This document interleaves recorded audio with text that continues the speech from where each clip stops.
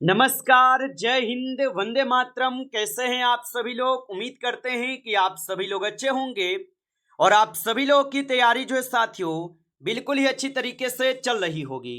तो साथियों, आज की इस क्लास में हम सभी लोग जो है आरआरबी ग्रुप डी एग्जाम 2026 के लिए टॉप ऐसे इंपोर्टेड और चुनिंदे प्रश्नों को देखेंगे जो कि साथियों आपके 7 अगस्त से लेकर 21 अगस्त तक के एग्जाम के लिए काफी ही इंपोर्टेंट है। और साथियों, पिछले जितने भी शिफ्टों में आपके एग्जाम हुए हैं और उन शिफ्टों में साथियों जिस टॉपिक से और जिस पैटर्न से क्वेश्चन सबसे ज्यादा पूछे जा रहे हैं, आज के इस क्लास में हम सभी लोग उन्हीं टॉपिक से क्वेश्चन को करेंगे जो सीधे सीधे आपके पेपर में आपको देखने को मिलेगा। तो जिन भी साथियों का पेपर 21 से पहले किसी भी डेट पर हो, उनके लिए क्लास जो साथियों वरदान साबित होने वाले हैं। तो चलिए क्लास को हम स्टार्ट करते हैं। उनसे पहले एक बार आप कमेंट करके बताइए कि आपका एग्जाम कौन से डेट पे पड़ा है, जिससे कि आपको क्लास दिया जा सके। तो चलिए क्लास को हम स्टार्ट करते हैं और देखिएगा पहला क्वेश्चन दिए गए, निम्नलिखित में से कौन सी शक्ति की इकाई नहीं है? चलिए बताएंगे। ये सारे क्वेश्चन बिल्कुल इंपोर्टेंट और एनालिसिस किए गए क्वेश्चन हैं जो आपके एग्जाम में 100% आपको ये सभी क्वेश्चन पूछे जाएंगे। और बताइए निम्नलिखित में से कौन सी शक्ति की इकाई नहीं है? तो यहाँ पे इस क्वेश्चन का सही जवाब ऑप्शन डी करेंगे, किलोवाट घंटा जो ये शक्ति की इकाई नहीं है। ऑप्शन डी सही जवाब होगा। चलिए अगला प्रश्न यहाँ पे आप देखेंगे और यहाँ पे प्रश्न है आपसे कि प्रतिरोधकता की एसआई इकाई जो है क्या है? चलिए बताएंगे आप यहाँ पे। तो प्रतिरोधकता की एसआई इकाई जो है आपके ओम मीटर होते हैं। ऑप्शन बी कीजिएगा आप, सही जवाब ओम मीटर होते हैं। चलिए अगला क्वेश्चन यहाँ पे आप देखेंगे और यहाँ पे क्वेश्चन है कि किस भौतिक राशि का मात्रक वोल्ट प्रति एम्पियर होता है? चलिए बताएंगे। तो किस भौतिक राशि का मात्रक वोल्ट प्रति एम्पियर होता है? तो यहाँ पे आप सभी लोग का प्रतिरोध के हो जाएगा। ऑप्शन यहाँ पे सी सही जवाब है। चलिए अगला प्रश्न यहाँ पे आप देखेंगे और यहाँ पे प्रश्न है कि आवर्धन की इकाई जो है क्या है? चलिए बताइए। तो आवर्धन की जो इकाई है ये आप सभी लोग क्या होगा? तो आवर्धन की इकाई जो है यहाँ पे कोई नहीं होगा। तो ऑप्शन डी कीजिएगा, इसमें से कोई भी नहीं है। अगला प्रश्न यहाँ पे देखेंगे आप कि लेंस की क्षमता का मात्रक जो है ना क्या है? चलिए बताइए। तो लेंस की क्षमता का जो मात्रक होता है ये आपके डायोप्टर होते हैं। ऑप्शन सी कीजिएगा, डायोप्टर होते हैं। अगला क्वेश्चन यहाँ पे देखेंगे आप 6 नंबर क्वेश्चन दिए गए कि फोकस दूरी की एसआई इकाई जो है क्या है? चलिए बताइए। तो फोकस दूरी की एसआई इकाई क्या होगा? तो फोकस दूरी की एसआई इकाई होता है मीटर। ऑप्शन यहाँ पे जो है 20 सही जवाब है, मीटर होता है। चलिए अगला क्वेश्चन यहाँ पे आप देखेंगे और यहाँ पे 7th क्वेश्चन है कि एक कैलोरी में कितने जूल होते हैं? चलिए बताएंगे आप यहाँ पे कि एक कैलोरी में कितने जूल होते हैं। तो एक कैलोरी में 4.18 जूल होते हैं। ऑप्शन ए को आप यहाँ पे सही जवाब करेंगे। अगला क्वेश्चन यहाँ पे आप लोगों से दिए गए, लंबाई की जो है सबसे बड़ी इकाई कौन सी है? तो लंबाई की सबसे बड़ी इकाई जो है पारसेक होता है। ऑप्शन यहाँ पे सी सही जवाब है, पारसेक होगा। चलिए अगला प्रश्न यहाँ पे आप देखेंगे 9th क्वेश्चन कि त्वरण का मात्रक जो है क्या है? तो त्वरण का मात्रक जो है क्या होगा? तो त्वरण का मात्रक जो है मीटर प्रति वर्ग सेकेंड होगा। ऑप्शन यहाँ पे जो है सी सही जवाब है, याद रखेंगे। चलिए अगला क्वेश्चन यहाँ पे आप देखेंगे। क्वेश्चन है आपसे कि रेडियो धर्मिकता की एसआई इकाई जो है क्या है? तो रेडियो धर्मिकता की एसआई इकाई क्या होगा? तो रेडियो धर्मिकता की जो एसआई इकाई होगा ये आप सभी लोग का क्या हो जाएंगे? तो ये आपके बैकरल हो जाएगा। ऑप्शन यहाँ पे बी सही जवाब है, बैकरल होगा। चलिए अगला क्वेश्चन यहाँ पे आप देखेंगे। क्वेश्चन है कि भार की एसआई इकाई जो है क्या है? तो भार की जो एसआई इकाई है इसका एसआई इकाई होता है क्या? तो आप बताएंगे ग्राम होता है। ऑप्शन यहाँ पे सी सही जवाब होगा। चलिए अगला क्वेश्चन यहाँ पे आप देखेंगे। क्वेश्चन है कि ज्योति तीव्रता की जो है इकाई क्या है? चलिए बताइए कि ज्योति तीव्रता की इकाई क्या है? तो कैंडला जो ये ज्योति तीव्रता की इकाई है। ऑप्शन सी सही जवाब है। चलिए अगला क्वेश्चन यहाँ पे है। क्वेश्चन है कि चुंबकीय फ्लक्स की एसआई जो है इकाई क्या है? तो चुंबकीय फ्लक्स की एसआई इकाई जो है आपके वेबर हो जाएंगे। ऑप्शन यहाँ पे बी सही जवाब है, वेबर हो जाएगा। चलिए अगला प्रश्न यहाँ पे देखेंगे। प्रश्न है कि संवेग की इकाई जो है क्या है। चलिए बताइए। तो संवेग की जो इकाई है ये किलोग्राम मीटर प्रति सेकेंड हो जाएंगे। ऑप्शन ए जो यहाँ पे सही जवाब है, याद रखेंगे। चलिए अगला क्वेश्चन यहाँ पे देखेंगे कि एक प्रकाश वर्ष कितने मीटर के बराबर होता है। तो एक प्रकाश वर्ष कितने मीटर के बराबर होते हैं। तो ये होते हैं आप सभी लोग के कितने। तो यहाँ पे इस क्वेश्चन का आप सही जवाब ऑप्शन ए लगाएंगे। अगला क्वेश्चन यहाँ पे दिए गए आप लोगों से। क्वेश्चन है कि ध्वनि को मापने के लिए किस यूनिट का जो है उपयोग किया जाता है। चलिए बताइए। और मेरे भाई आप अभी तक इस क्लास को लाइक नहीं किए हो तो क्लास को एक बार आप लाइक कर लीजिएगा, और नए हैं आप इस चैनल पे तो चैनल को सब्सक्राइब करके ऑल नोटिफिकेशन को ऑल पे दबा के जुड़ जाइए, जिससे कि जब भी कोई नई क्लास हो सबसे पहले क्लास का नोटिफिकेशन आपके पास पहुंच सके। तो चैनल को सब्सक्राइब कर लीजिएगा। और बताइए ध्वनि को मापने के लिए किस यूनिट का उपयोग किया जाता है। तो इसमें किए जाते हैं आपके डेसिबल का उपयोग। ऑप्शन यहाँ पे सी सही जवाब है, डेसिबल होगा। चलिए अगला प्रश्न यहाँ पे देखेंगे कि कार्य की इकाई किसके जो है समान होती है। तो कार्य की इकाई किसके समान होती है। तो कार्य की इकाई जो है ये ऊर्जा के समान होती है। ऑप्शन यहाँ पे बी सही जवाब होगा। चलिए अगला प्रश्न यहाँ पे है कि दबाव की जो एसआई इकाई है ये क्या है। चलिए बताइए। तो दबाव की एसआई इकाई क्या होगा। तो दबाव की जो एसआई इकाई होता है ये होते हैं आप सभी लोग का क्या। तो न्यूटन प्रति यहाँ पे वर्ग मीटर और न्यूटन मीटर ये दोनों होते हैं। तो ऑप्शन यहाँ पे डी करेंगे, ए और सी दोनों होगा।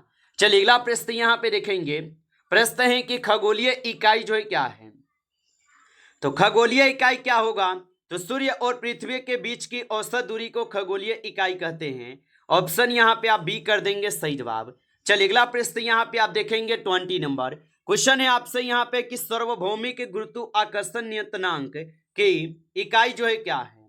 तो सार्वभौमिक गुरुत्वाकर्षण नियंत्रणांक की जो इकाई है इसकी इकाई यहाँ पे हो जाएंगे क्या। तो यहाँ पे इस क्वेश्चन का सही जवाब ऑप्शन ए करेंगे। चलिए अगला प्रश्न यहाँ पे देखेंगे। और प्रश्न है कि विद्युत धारा की एसआई इकाई जो है क्या है। तो विद्युत धारा की एसआई इकाई क्या होगा। तो विद्युत धारा की एसआई इकाई कूलम होते हैं। ऑप्शन यहाँ पे 20 सही जवाब है, कूलम होगा। चलिए अगला प्रश्न यहाँ पे देखेंगे। क्वेश्चन है कि विभवांतर की इकाई जो है क्या है। तो याद रखेंगे कि विभवांतर की इकाई जो है वोल्ट होते हैं। ऑप्शन ए सही जवाब है, वोल्ट होते हैं।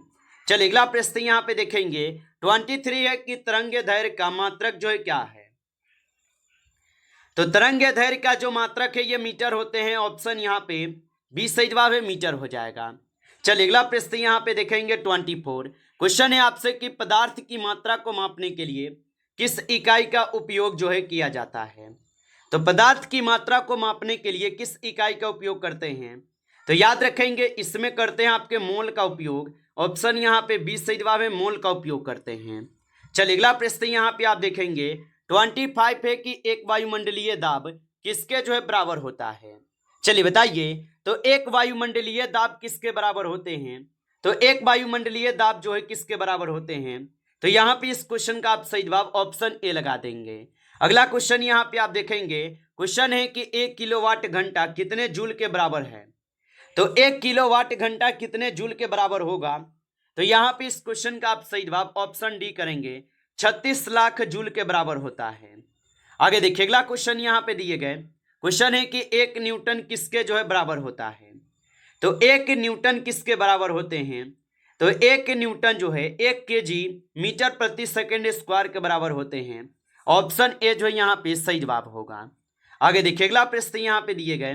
वायुमंडलीय दाब को मापने के लिए किस उपकरण का उपयोग जो है किया जाता है। तो वायुमंडलीय दाब को मापने के लिए किस उपकरण का प्रयोग करते हैं। तो इसमें करते हैं आपके बैरोमीटर का उपयोग। ऑप्शन यहाँ पे सी सही जवाब है, बैरोमीटर का उपयोग। अगला क्वेश्चन यहाँ पे आप देखेंगे 29। वायुमंडल की आर्द्रता मापने के लिए किसका जो है प्रयोग करते हैं। तो वायुमंडल की आर्द्रता मापने के लिए किसका उपयोग करते हैं। तो वायुमंडल की आर्द्रता मापने के लिए हाइग्रोमीटर का प्रयोग करते हैं। ऑप्शन यहाँ पे आपका जो है 20 सही जवाब है, हाइग्रोमीटर। चलिए अगला प्रश्न यहाँ पे आप देखेंगे 30 नंबर। क्वेश्चन है कि पनडुब्बी में समुद्र तल से ऊपर की वस्तुओं को देखने के लिए क्या जो है उपयोग किया जाता है। तो पनडुब्बी में समुद्र तल से ऊपर की वस्तुओं को देखने के लिए क्या उपयोग किए जाते हैं। तो याद रखेंगे इसमें उपयोग किए जाते हैं पेरिस्कोप। ऑप्शन यहाँ पे जो है 20 सही जवाब है। आप अच्छे से इनको जो है याद रखेंगे। चलिए अगला प्रश्न यहाँ पे आप देखेंगे। क्वेश्चन है आप लोगों से कि सर्किट में बिजली के प्रभाव का पता लगाने के लिए किसका उपयोग किया जाता है। तो सर्किट में बिजली के प्रभाव का पता लगाने के लिए किसका उपयोग करते हैं। तो इसमें करते हैं आपके ग्लेवनोमीटर का उपयोग। ऑप्शन यहाँ पे जो है सी सही जवाब है, याद रखेंगे। चलिए अगला क्वेश्चन यहाँ पे दिए गए। क्वेश्चन है कि दूध के घनत्व को मापने के लिए किसका उपयोग जो है किया जाता है। तो दूध के घनत्व को मापने के लिए किसका उपयोग करते हैं। तो दूध के घनत्व को मापने के लिए लैक्टोमीटर का उपयोग करते हैं। ऑप्शन यहाँ पे जो है सी सही जवाब होगा। चलिए अगला प्रश्न यहाँ पे देखेंगे। क्वेश्चन है आपसे कि झूठ का पता लगाने वाली मशीन को क्या कहते हैं। तो झूठ का पता लगाने वाली मशीन को पॉलीग्राफ कहते हैं। ऑप्शन यहाँ पे 20 सही जवाब है, पॉलीग्राफ होगा। चलिए अगला क्वेश्चन यहाँ पे है। क्वेश्चन है आपसे कि निम्नलिखित में से कौन सी एक अदिश राशि है। तो निम्नलिखित में से कौन एक अदिश राशि है। तो द्रव्यमान जो है कौन एक अदिश राशि होगा। चलिए अगला प्रश्न यहाँ पे है और यहाँ पे प्रश्न है कि कार्य करने की दर को क्या कहते हैं।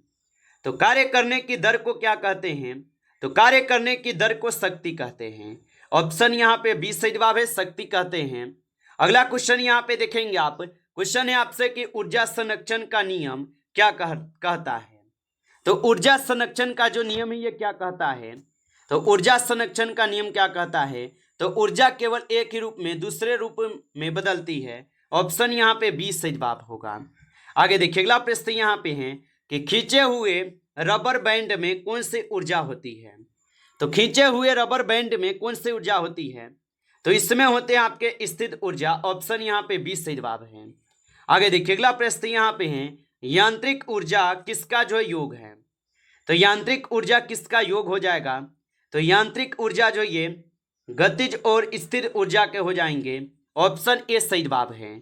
आगे देखिए अगला क्वेश्चन यहाँ पे है कि किसी वस्तु का द्रव्यमान स्थान बदलने पर क्या होता है।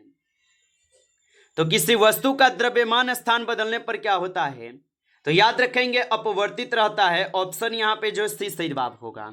आगे देखिए अगला क्वेश्चन यहाँ पे आप लोगों से दिए गए 40 नंबर और 40 नंबर क्वेश्चन क्या है आपसे यहाँ पे कि जड़त्व किस पर जो है ये निर्भर करता है। तो जड़त्व किस पर निर्भर करते हैं। तो जड़त्व जो है ये निर्भर करते हैं किस पर। तो ये करते हैं आप सभी लोगों के द्रव्यमान पर। ऑप्शन यहाँ पे जो है 20 सही जवाब होगा। आप अच्छे से इनको याद रखेंगे। नमस्कार साथियों, इस क्लास में जो है टॉप आपके 40 क्वेश्चन थे जो काफी इंपॉर्टेंट क्वेश्चन थे। साथियों यदि आपको क्लास अच्छा लगा हो तो आप इस क्लास को लाइक कर लीजिएगा और नए जुड़े हैं आप इस चैनल पे तो चैनल को सब्सक्राइब करके ऑल नोटिफिकेशन को ऑल पे दबा के जुड़ जाइए, जिससे कि जब भी कोई नई क्लास हो सबसे पहले क्लास का नोटिफिकेशन जो है आपके पास पहुंच सके। तो आप इस चैनल को सब्सक्राइब कर लीजिएगा। चलिए फिर मिलते हैं आपसे नेक्स्ट टॉपिक के साथ नेक्स्ट क्लास में। तब तक के लिए जय हिंद, जय भारत।